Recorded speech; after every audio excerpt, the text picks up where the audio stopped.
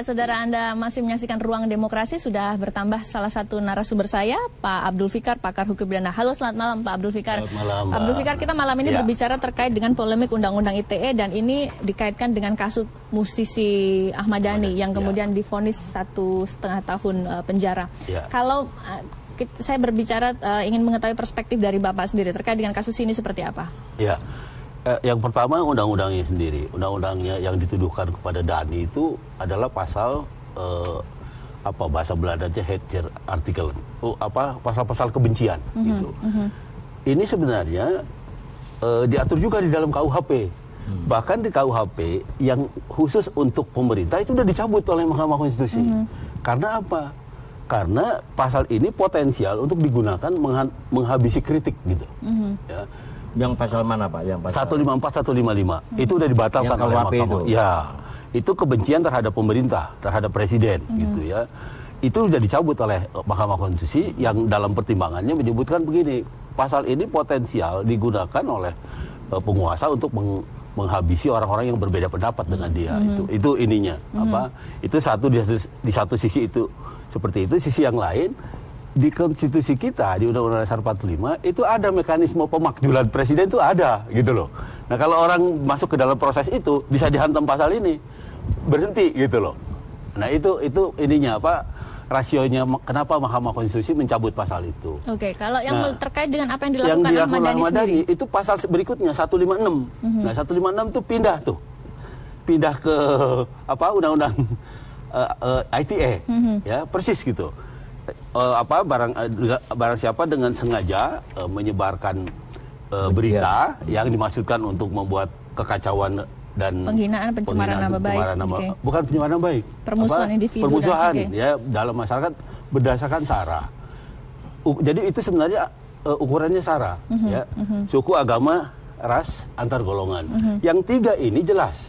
Suku ada jelas ya. Di Indonesia itu ada berapa suku gitu, ya kan? Jadi kalau kita menyebarkan kabar membuat suku-suku ini marah, kena itu pasal itu, gitu ya.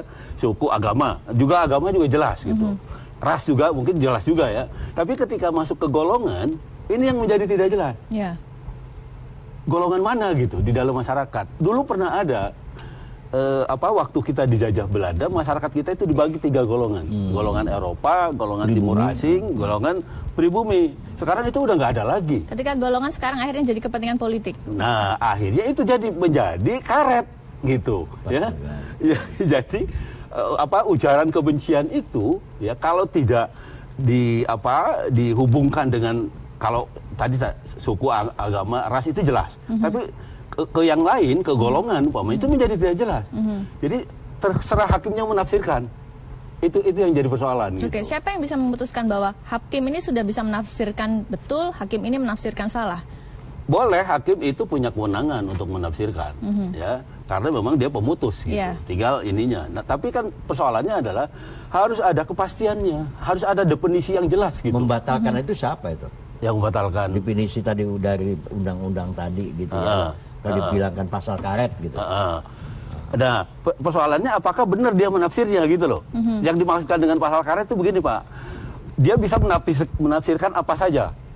Gitu. Umpamanya gini. Contohnya tweetnya Dhani aja. Dhani itu nggak ngomong orang loh. Tidak ngomong orang, tidak ngomong agama, tidak ngomong kelompok mana gitu. Itu sama dengan umpamanya gini.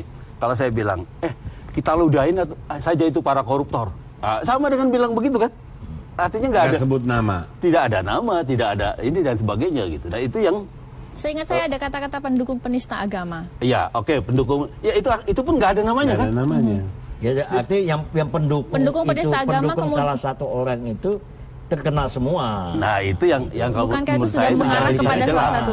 Itu yang menjadi tidak jelas. Iya. Gitu. Karena itu saya bilang pasal itu pasal karet sebenarnya.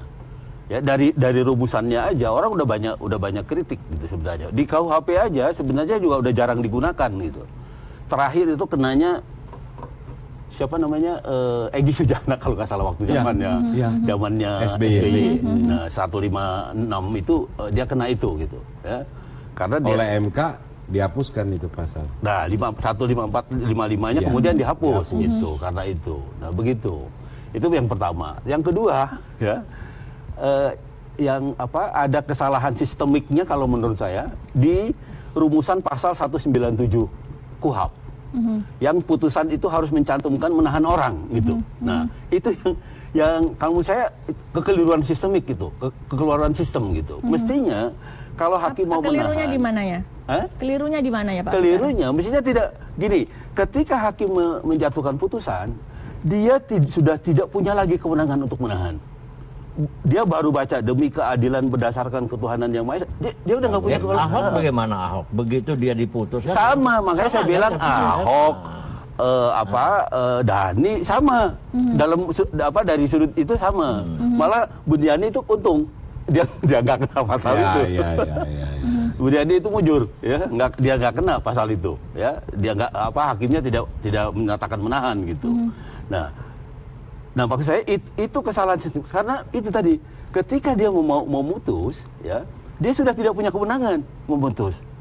Nah, artinya apa? Kalau dia masukkan di dalam putusan itu bisa dibanding.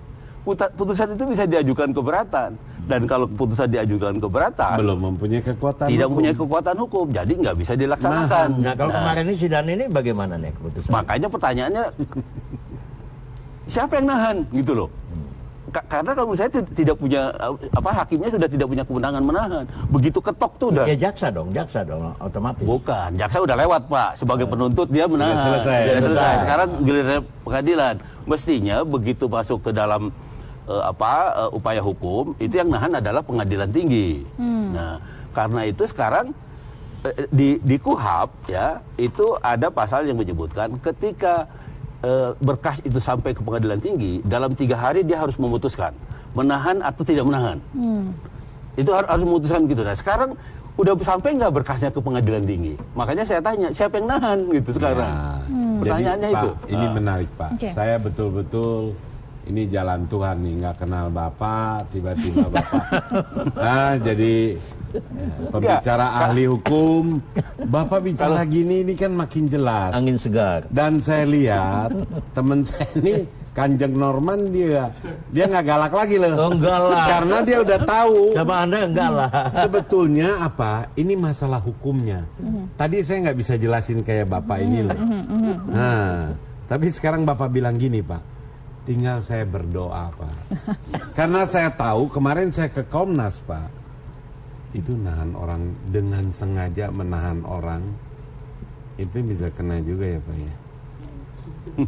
Nah, itu hakimnya saya ingetin tuh. Hukum karma berlaku pasti. Dia sekarang bikin seenaknya. Itu kan sebetulnya dia nggak usah tahan. Dia hukum 1,5 tahun. Orang banding, persis kayak Buniani dihukum 2 tahun. Tapi kan ditahan juga kan Buniani. Setelah inkrah, dia banding kalah, ke kasasi ditolak. Jadi kalau ditahan pun dia ikhlas lah, walaupun dia masih berasa gua saleh ape, masih ada nanti. PK. Nah kalau ini lupa Pak, tadi Bapak belum datang ya. Ini penjaranya aja dipindah Pak.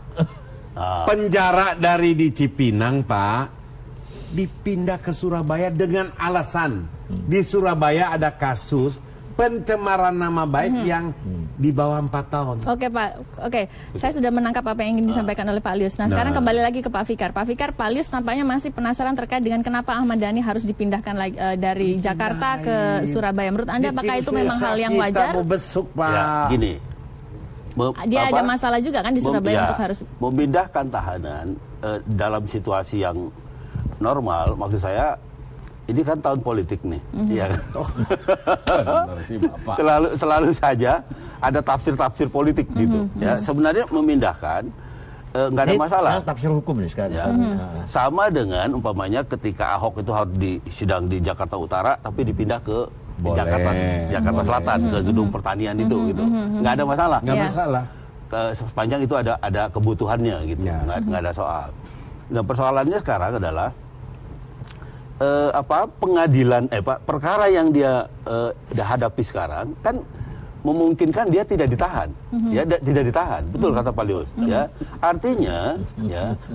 artinya kebutuhannya cuma kebutuhan negara nggak mau nanggung transportasi dari Jakarta ke Surabaya, itu persoalannya. Pesawat lagi, tiket pesawat kan, itu. Nah, untuk alasan-alasan itu masuk akal kan dipindahkan ke Surabaya? Kenapa? Apakah sudah cukup masuk akal untuk dipindahkan ke Surabaya? Alasan-alasan itu kan juga perlu. Surabaya bentuk kenyamanan. Ya, karena itu untuk kemudahan sidang di Surabaya. Artinya tidak masalah seandainya dipindahkan ke Surabaya, bukan hal yang melanggar hukum dan lain sebagainya, bukan? Begini, tidak melanggar hukum, ya. Cuma sekarang siapa yang pindah? Sekali lagi saya bilang, yang memindahkan itu siapa? Jaksa itu memang pelaksana hukuman, ya, yang mengatur orang keluar masuk penjara itu memang jaksa, eksekutor dia, ya. Tapi sekarang pertanyaan saya itu tadi, siapa sih yang nahan sekarang, yang nahan Dhani itu, ya, kembali ke situ. Baik. Siapa yang mengizinkan Dhani dipindahkan ke mana? Ke Surabaya. Baik. Saya jawab, Pak, ya. Bapak, kita nanti break dulu, kita jawab di segmen selanjutnya. Tetap bersama kami di Ruang Demokrasi.